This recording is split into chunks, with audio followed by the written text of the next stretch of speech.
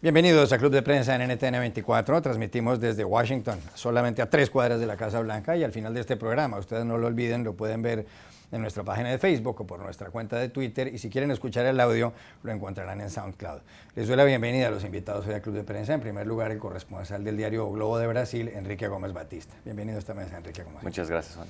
Paula Luganes, corresponsal del diario Clarín de Buenos Aires, bienvenida también. Buenos días. Y José López Zamorano, corresponsal jefe de la Agencia Mexicana de Noticias Notimex, bienvenido a esta casa. Gracias. Y el primer asunto, Paula, tiene que ver con algunos nombramientos que ha ido anunciando el presidente electo de Estados Unidos, Donald Trump. Ayer mencionábamos en esta mesa de los dos que se han conocido en las últimas horas. Ha nombrado a Reince Priebus, quien fuera presidente del Comité Nacional del Partido Republicano y que es muy próximo a Paul Ryan, el presidente del Congreso, como jefe de gabinete de la Casa Blanca, lo que en inglés se llama Chief of Staff.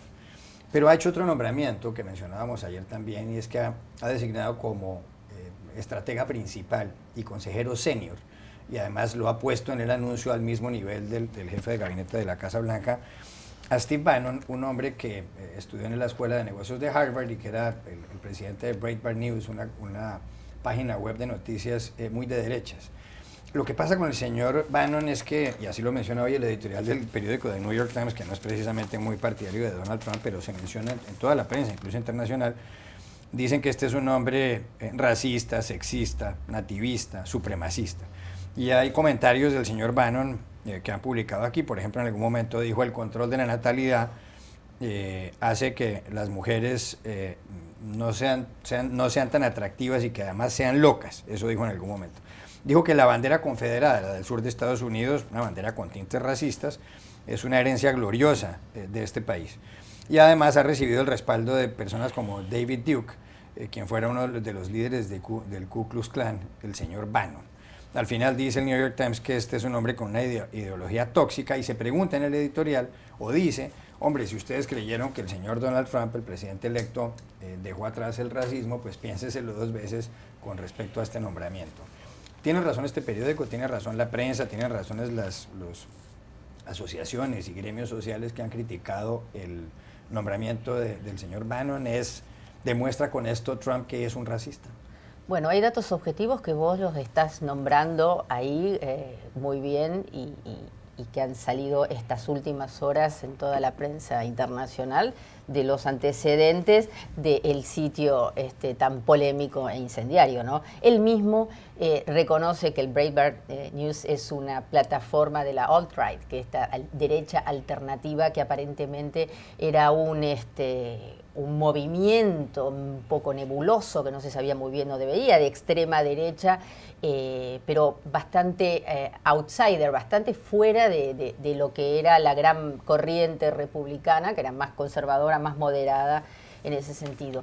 Lo que ha hecho con la nominación Trump es darle una entidad, darle una legitimación a esa corriente tan peligrosa, digamos, que tiene absolutos contactos y ha dado muestras de que avala la supremacía blanca, que avalan los ataques racistas contra los inmigrantes.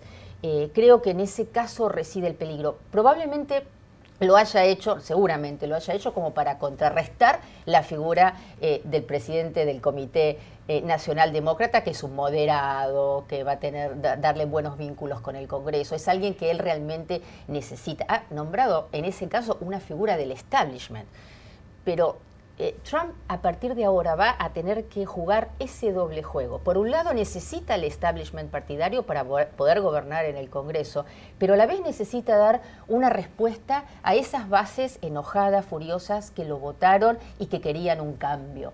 Trump sintonizó, hemos hablado mucho en este programa ya, sintonizó muy bien con esta minoría blanca en el interior del país, que siente que ha sido desplazada de los puestos de trabajo, que teme a los inmigrantes porque pretenden o dicen que le va a quitar el trabajo, o que con un tinte racista también como que amenaza la esencia WASP, ¿no?, de blanca y anglosajona y cristiana de los americanos. Entonces ha logrado sintonizar muy bien con esa población. Creo que el nombramiento de este señor tan polémico pretende equilibrar entre el moderado y una respuesta a sus bases que quieren un cambio real, no quieren más gente del establishment y seguramente Bannon realmente lo representa. El problema es que abre una puerta a una corriente peligrosa, abre una puerta en un contexto donde hay mucha gente que está reclamando que no se siente representada con Trump, de que hay muchos ataques racistas en los colegios en buena parte de la sociedad. Sí. Es como que abre una caja, legitima un movimiento y esto en ese sentido es lo más peligroso. Pepe López Zamora. Es absolutamente entendible que con la designación de Steve Bannon, por las razones que ya comentaron, represente un hueso que le avienta a ese sector de la ultraderecha que de alguna manera impulsó su candidatura y la distinguió del resto del campo republicano, ¿no? Pero es una contradicción con el mensaje de unidad nacional, ¿no?, que proclamó Trump después de ganar la elección. Y cualquier intento de buscar esta conciliación con el país va a ser muy difícil de lograr cuando tiene como la imagen de su estratega principal a la persona, al arquitecto de la estrategia de divide y vencerás, ¿no? Sabemos que Breitbart News bajo Bannon fue básicamente un escaparate de todo tipo de pensamiento nacionalista, racista, sexista, antisemita de los Estados Unidos. Él dice que no necesariamente es racista, sino una corriente nacionalista. Pero el nacionalismo de Breitbart News no es el nacionalismo multicultural, multiétnico del chicanismo, por ejemplo, ¿no? De las minorías y la diversidad racial. Es el nacionalismo de los blancos de Estados Unidos que tiene una supremacía racial. ¿Por qué es preocupante? Porque se han registrado más de 300 incidentes reportados de problemas raciales desde el 8 de noviembre y eso lo documenta de una manera muy clara el Centro para la Pobreza Legal en el Sur, ¿no? El hecho de que estos incidentes no solamente no estén cayendo, sino que se estén incrementando y que se estén extendiendo, no solamente en la parte visible en las calles, sino sobre todo en las conductas sociales, en las escuelas, donde es probablemente más preocupante, ¿no?, donde se ataca a las minorías, a los latinos, a los afroamericanos, con actos de violencia, habla muy mal de que es un mal principio de un gobierno que busca ese sentido de unidad nacional. Yo creo que en ese sentido lo que dijo el señor Trump, de que se detengan estos eventos, de que se detenga el hostigamiento, el asedio, está muy bien, pero vamos a ver qué hace el señor Bannon una vez que esté allí, porque si tú lo ves desde un punto de vista psicológico, es como un acto esquizofrénico. Tienes por una parte al mejor amigo de Paul Ryan, que es Reince Priebus, para que lidie con el Congreso, y tienes a la persona que le hizo la guerra al establishment político republicano, especialmente a Paul Ryan, que es el señor Bannon. Dicen que adentro de esa campaña de transición es como una guerra de cuchillazos, porque tienes verdaderamente a dos campos absolutamente opuestos tratando de buscar un consenso. No sé cómo va a acabar ese proceso de transición, pero habla mal de un primer paso hacia la presidencia de Trump. Bueno, yo creo, concuerdo con todo eso, pero creo también con eso Trump ha intentado controlar esta media tan nerviosa, tan racista, que ha dado votos para él. Y bueno, que se quedaría muy enfadada muy pronto si Trump pudiese solamente personas del establishment, personas moderadas en su gobierno. O sea, con eso no solamente crea problemas dentro de su gobierno, pero por otro lado controla esta media, que es una media creciente, que tiene muchos seguidores. O sea, con eso también anula eventuales críticas de este grupo. O sea, en ese sentido sí que conseguirá controlar mejor un eventual gobierno más moderado, pero crea esos problemas, o sea, legitima un discurso racista, nacionalista, que podrá tener problemas prácticos en la calle y en las personas, ¿no? Pero el problema, el riesgo de ese concepto, me parece, es que si se va demasiado al centro y entonces traiciona a estos personeros de la derecha que ahora están incrustados en el equipo de transición y después van a estar en el gobierno, se va a ver como una traición a las bases y al concepto de la derecha que lo llevó al poder. Bueno, pero Trump parece haber cambiado, como casi todos los políticos, pero está claro que aquí ha habido muchos cambios entre lo que dijo en campaña y lo que está haciendo después de haber sido elegido, porque para empezar en la campaña dijo que se iba a retirar de la OTAN o que pensaba retirar a Estados Unidos de la OTAN o por lo menos disminuir la presencia de Estados Unidos allá. Y ayer el presidente Barack Obama, que está hoy en Grecia, anunció que en la conversación que tuvo él con Trump, Trump le dijo que no, que por favor llevara el mensaje de que él va a continuar con los compromisos con la OTAN. Dijo en campaña Trump que iba a construir, a terminar el muro en la frontera de Estados Unidos con México y dijo que ya muro no, que posiblemente habrá unos pedazos donde habrá una valla o una malla. Dijo muchas otras cosas, que iba a deportar 11 millones de personas y ahora habla de encarcelar más o menos 3 millones. De manera que ha cambiado mucho. Una cuestión que quería preguntarle a Pepe es la siguiente. Como México puede ser uno de los países más afectados desde el triunfo de Donald Trump, por las múltiples promesas que hizo. Ayer el presidente Obama habló con Enrique Peña Nieto, el presidente mexicano, y supuestamente en el comunicado que publicó dejó claro que estaban tratando de dejar mucho más sólida la relación entre los dos países. ¿Eso quiere decir que está impidiendo que Trump le meta el diente a ese nexo entre Estados Unidos y México? ¿O qué va a pasar aquí? Porque no dieron muchas explicaciones. Mira, en México era un lugar común decir que cuando Estados Unidos estornudaba, a México le daba gripa, ¿no? Yo sí te puedo decir que después de 21 años de una integración mucho más dinámica que antes, a través del Tratado de Libre Comercio de América del Norte, que empezó en el 94, lo opuesto también ahora es verdad, ¿no? Yo creo que la salud económica de México importa para Estados Unidos y a la inversa, ¿no? Si enumeramos una pequeña lista de cosas en las cuales te das cuenta de esa importancia, digo, no acabamos el programa, pero por ejemplo, 6 millones de empleos de los Estados Unidos dependen de libre comercio en los Estados Unidos. Tenemos 1 millón de cruces diarios en la frontera. México es el tercer socio comercial de los Estados Unidos. Es su segundo mercado de exportaciones, incluso compra más que muchos países de Europa combinados. Es el cuarto abastecedor de productos y de petróleo de a los Estados Unidos, después de Canadá, Venezuela y Arabia Saudita. Tenemos una relación muy dinámica, multidimensional en temas como la seguridad, institucionales como la Iniciativa Mérida, en educación, en sociedades, o sea, cultural. Es decir, yo creo que esta relación es demasiado dinámica. El tema es que durante la campaña electoral, justamente por la campaña del señor Trump, se dijeron tantas verdades a medias, tantas mentiras, algunas prejuiciosas, como el hecho de que el muro iba a resolver los problemas de Estados Unidos, como que la clave era deshacer el Tratado de Libre Comercio, que a mí me parece muy importante que se dé este tipo de diálogo, este tipo de encuentros a través de los dos presidentes. Primero ya lo hicieron en el extranjero, ahora a través de una llamada telefónica, porque de alguna manera asientan la importancia de esta relación bilateral y quitan estos mitos, ¿no? Estas falsedades que se desperdigaron a lo largo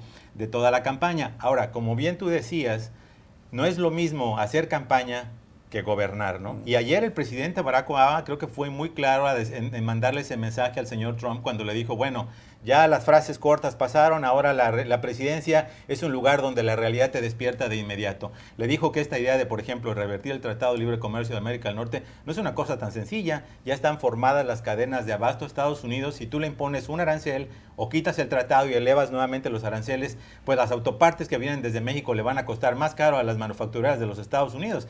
Va a encarecer los productos de Estados Unidos frente a la competencia, por ejemplo, de Japón y de otras partes del mundo. Sí. Si quieres deportar a los inmigrantes indocumentados, bueno, hay que pensar de estos jóvenes qué va a pasar con ellos. Entonces, yo creo que de alguna manera esta flexibilización que tú mencionabas y la realidad de la dinámica del comercio, de la economía, de la seguridad, se le va a asentar, y en ese sentido yo esperaría, ¿no?, que esas propuestas que se hicieron pues sean mucho más aterrizadas, mucho más lógicas, y que no se busque convertir ni a los inmigrantes ni al libre comercio en el chivo expiatorio de otros problemas de globalización que son diferentes y que no tienen nada que ver necesariamente con la relación bilateral.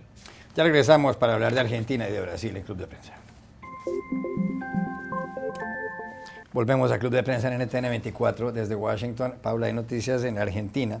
Mauricio Macri, el presidente, que por lo demás ya habló con Donald Trump, el presidente electo de Estados Unidos, después de que en la campaña dijera Macri que estaba con Hillary Clinton y que Trump era un hombre que no era serio, que era prácticamente un payaso y un bufón.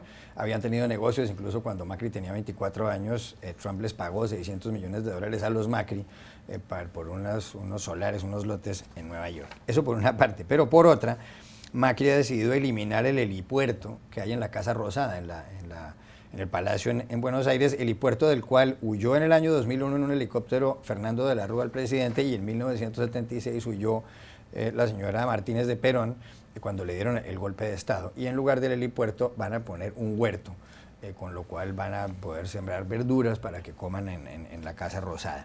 ¿Tiene esto un gran significado, lo del helipuerto, o es simplemente una cosa medioambiental? No, para los argentinos el tema del helipuerto en el techo de la Casa Rosada tiene una enorme significación, es un símbolo ominoso de lo peor de nuestra historia, simboliza, bueno, dos episodios negros de nuestro pasado, uno, como vos decías, la huida, no la huida, sino cuando María Estela Martínez de Perón se iba del helicóptero en el año 76, ahí lo desviaron en el aire y lo aterrizaron en otro aeropuerto donde inesperado, y ahí le dijeron los militares que habían tomado el poder. bueno, inaugurándose una de las etapas más dolorosas de nuestro país, una dictadura con 30.000 desaparecidos y bueno, todo lo que ustedes saben. Más cerca en el tiempo, Fernando de la Rúa escapó en ese helicóptero ahí en el techo de la Casa Rosada en medio de una terrible matanza el 20 de diciembre de 2001, ahí mismo a los pies en la Plaza de Mayo, donde hubo 5 muertos en la Plaza de Mayo, cerca de 30 en los alrededores, en una matanza que no se sabía muy bien qué era lo que la había causado. Había en medio de una crisis económica tremenda, con saqueos, con un malestar general por ciertas medidas que había tomado el gobierno de la Rúa, con declaración de estado de sitio. Bueno, hasta hace poquito hubo, como suele suceder en la Argentina, la justicia es absolutamente lenta, pero hasta hace unos meses no se sabía muy bien qué había pasado. Se juzgaron, hubo condenas por lo que pasó esa noche en la plaza, por la responsabilidad policial, el exceso policial y etcétera. Se exoneró al presidente de la Rúa de eso, pero bueno, la imagen de él yéndose en el helicóptero desde la plaza en medio de ese caos y después lo que sobrevino, con un día con 5 presidentes, claro, en la historia, bueno, esa imagen del caos es algo que seguramente ha querido desterrar Macri. A ver, es un símbolo porque ese helipuerto no se usaba, porque no, el techo de la Casa Blanca ya no soporta el peso de un helicóptero, entonces, la Casa Rosada ya no aguanta el peso del helicóptero, así que ya no se usaba hace un tiempo, se usa un helipuerto ahí abajo, ahí cerquita, y se adapta a los nuevos tiempos. Quiere enterrar un pasado, ahora se abre a una cosa más verde. Mauricio Macri es un defensor también de todas las causas ecológicas, entonces es un símbolo de algo oscuro, algo más luminoso. Y entre tanto en el Brasil, Dilma Rousseff, la presidenta depuesta por intermedio de sus abogados, ha dicho que Michel Temer, el actual presidente, el hombre que era vicepresidente de Dilma Rousseff, recibió un dinero de un soborno de $1 millón hace un tiempo para su campaña, y que hay gente que se pregunta si él podría también ser enjuiciado políticamente como la señora Rousseff y ser objeto de un impeachment, como se dice en inglés. ¿Esto hasta dónde puede llegar lo de Temer? Bueno, en verdad la situación, como ha dicho muchas veces acá, no está, el impeachment de Dilma no ha resuelto todo, ¿no?